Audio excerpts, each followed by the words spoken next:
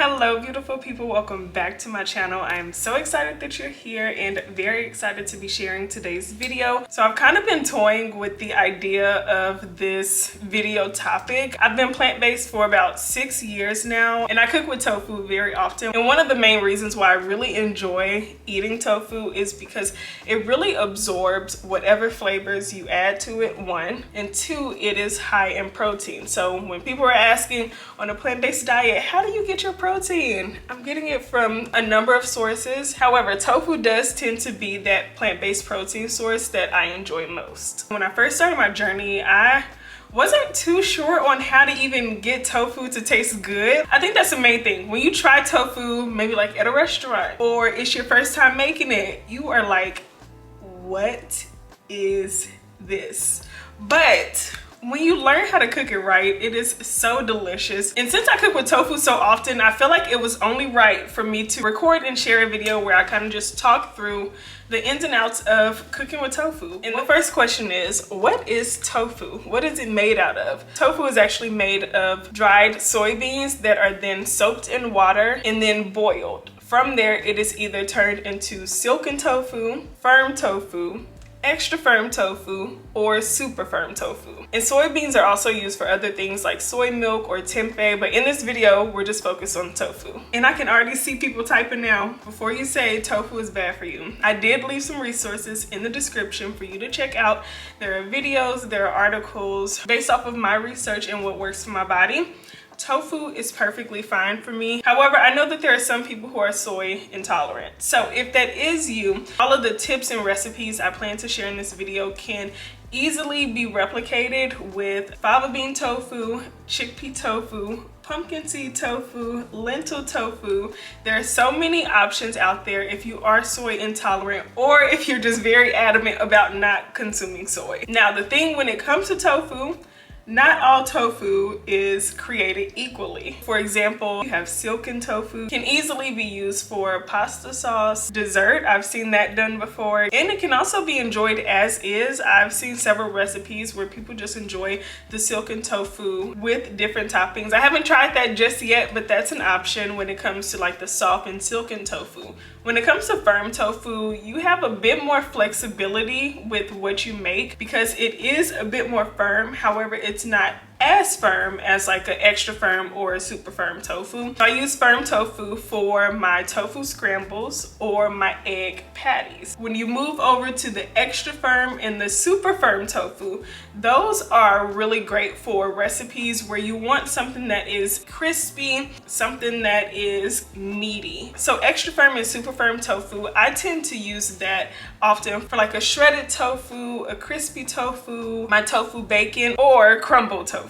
And another thing to mention when it comes to purchasing tofu, I always get organic tofu. Now, where do you find tofu? Most grocery stores carry tofu. So I've been able to get tofu from Walmart, Kroger, QFC, Whole Foods, Trader Joe's, Sprouts, Fresh Market, organic health food stores, just about anywhere. And now that we've talked about the different types of tofu that are out there, where you can get it from, what it's made of, now we'll get into the recipes and how I actually use it. Now, I am a bit particular on how I prep and cook my tofu depending on what I'm making. And oftentimes with tofu, it's going to be packaged in some sort of plastic or some sort of box, and it's also going to be filled with water. So you will have the tofu in here as well as the water. What I typically do is just remove the tofu from the package, drain it. I know that most recipes you'll see online or videos calls for a tofu press. Honestly, don't even own a tofu press. I don't think I've ever owned a tofu press. I just always made do with what I had whenever I needed to press out the tofu. Now, the types of tofu that I typically purchase when I am grocery shopping, it is either firm tofu, like you see here, or I use super firm tofu. The first thing I take into consideration is what is it that I plan to make. There are times where I freeze my tofu and there are times where I don't freeze the tofu. And that's because not freezing the tofu just allows it to maintain the existing texture and consistency that it has. However, when you start to freeze that tofu, it allows it to go from chewy, gummy to firm, absorbing all the flavors. Delicious. It's great, okay? So the first cooking method for the tofu that I want to share is going to be shredded tofu, which I found to work best with super firm tofu that has not been frozen. Can you freeze it and then shred it? Absolutely. You'll just have to be a bit more gentle with it and be aware that it may crumble a bit more. The first time I came across shredded tofu was late last year, and I've been hooked on it ever since. With the super firm tofu, you don't have to press it. Just remove it from the packaging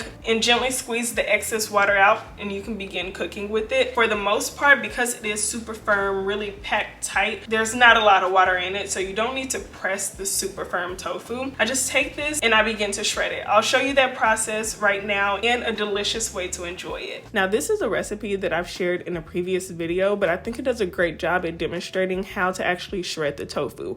I just use a grater and shred it. The key here is to use super firm tofu. If you try this method with extra firm tofu, there is a high chance that it will crumble. So use super firm tofu if you can find it, or you can also do this with a soy-free tofu. I've done it in the past with a fava bean tofu and it worked wonderfully. For this, I just seasoned it up with some liquid aminos, which is used as the base for most of my tofu recipes. Then I went in with some onion powder, garlic powder, smoked paprika, a bit of black pepper, and I just gave that a good mix. And then I bake it in the oven. I typically bake it on about 390 degrees for around 20 minutes, just until it gets crispy. And if you want to, you can stop here and enjoy it as is. You can throw it on top of veggies, throw it in a wrap, but I wanted to turn mine into sweet and spicy tofu. So I added this to a skillet and cooked it with some maple syrup for sweetness and buffalo sauce for that spicy kick. You see that I added the delicious looking tofu. Y'all have to admit, this looks amazing, right? The shredded tofu, it's delicious, and I hope you give this cooking method a try. And again, for this method, you do not have to freeze it. However, you can, and if you do, just be gentle when shredding. So the shredding method is one of my go-to ways of cooking with tofu. I not only did that sweet and spicy tofu, but I've used the shredded tofu in my plant-based gyros. I've also used the shredded tofu on sandwiches, on top of veggies. It is absolutely delicious. Now moving on to a type of tofu that is a bit less firm than the super firm tofu. This next recipe is going to be using firm tofu. I typically don't freeze my firm tofu unless I'm planning to use it for like a crispy tofu chunk. For the most part, I'm just using firm tofu for my tofu egg patties or my tofu scrambles. And when I do plan to use it for one of those two, I don't necessarily put a lot of effort into pressing it out because we're just gonna cook it out anyway. So in this recipe, I'm gonna show you how to use it for the tofu scramble. Now, if you're unfamiliar with what a tofu scramble is, it's pretty much a vegan take on eggs using tofu. I like to use firm tofu for my tofu scrambles. Does that mean I don't use the other version, so like the extra firm or the super firm? No, I will still use those, but I prefer the extra firm. I like to season my tofu scrambles with a tofu egg seasoning blend that typically consists of nutritional yeast, garlic powder, black pepper, onion powder, smoked paprika, curry powder, turmeric, as well as kalonamic, also known as black salt. That gives the dishes an egg-like flavor. I also like to throw in some vegetables in my tofu scramble. So as you saw, I cooked it up with some onions. I added in kale as well as some tomatoes. And I'm enjoying this over hash browns and refried beans. It is so delicious. And be sure to check the description box for links to recipes, past videos, resources, and more. Now those tofu scrambles are my absolute favorite. If you've watched my what I eat in a day or what I eat in a week videos, you know I'm gonna have a tofu scramble in there. And I wanna make sure I don't confuse you. Say you buy a block of the firm tofu and you wanna make it stretch. You don't wanna use it all for the tofu scramble. You absolutely can just cut it in half and use the remaining half for another recipe. You can do crispy tofu, you can do crumbled tofu. To me, it doesn't get as crispy as the super firm tofu does. However, if you have a block of the firm tofu, you wanna turn it into crispy tofu, you absolutely can. As far as the method goes to cooking crispy tofu, we'll talk more about that one in the super firm tofu section coming up now. Now, as far as the process that I like to follow when it comes to cooking crispy tofu, I tend to follow that process using super firm tofu. Remember the process that I mentioned where I like to freeze my tofu to change the texture and consistency and allow it to be more meaty and absorb more of the flavor. I like to do that with this. I just purchased this from the grocery store, bring it home. I just throw this immediately in the freezer. I don't remove it out the package. I don't cut it up into cubes. I just take this and throw it immediately in the freezer. When I'm ready to cook with it, I'll take it out the day before and let it thaw out either in the fridge, or if I'm cooking with it the day of, I'll let it thaw out on the counter.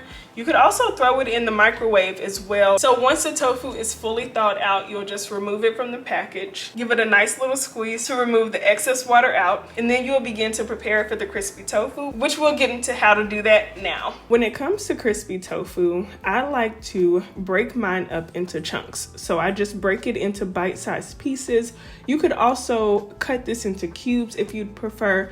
However, I found that when you break it into chunks like this and it still has those rigid edges, it helps the tofu be a bit more crispy.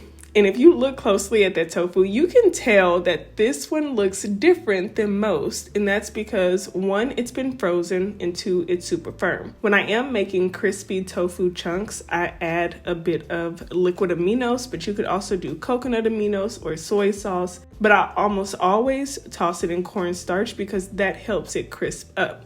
If you're not a fan of cornstarch or you can't have cornstarch, arrowroot starch works wonderfully as well. Sometimes I'll season it up with like a garlic powder, onion powder, or another seasoning blend. For this dish, I plan to enjoy the tofu in a sauce, so I didn't want to do too much, but I just popped the tofu in the oven on 400 degrees for about 30 minutes. I flipped it over halfway. You could also air fry the tofu. You could put it in the air fryer on 390 degrees for about 10 to 12 minutes. Now you could enjoy the crispy tofu on its own, but for this meal, I decided to make cashew tofu, so I cooked it in a sauce and served it with some veggies as well as quinoa. But crispy tofu would also pair well with like a lemon pepper, a barbecue, or even a buffalo sauce. The options are honestly endless.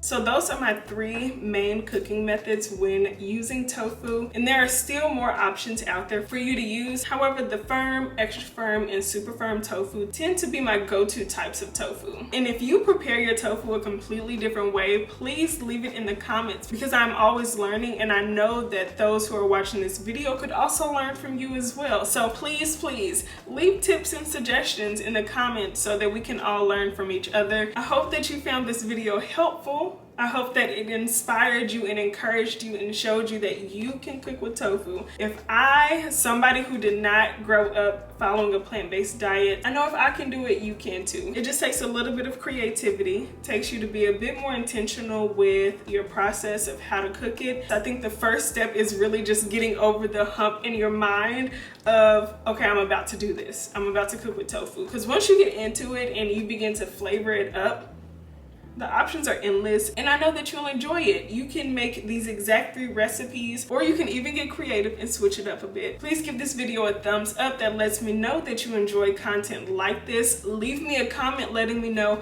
which of these recipes you plan to try. If you have not already, be sure to subscribe to my channel and turn the bell notifications on so that you are made aware every time I post a new video or go live on YouTube. Thank you so much for watching this video, and I'll see you in the next one.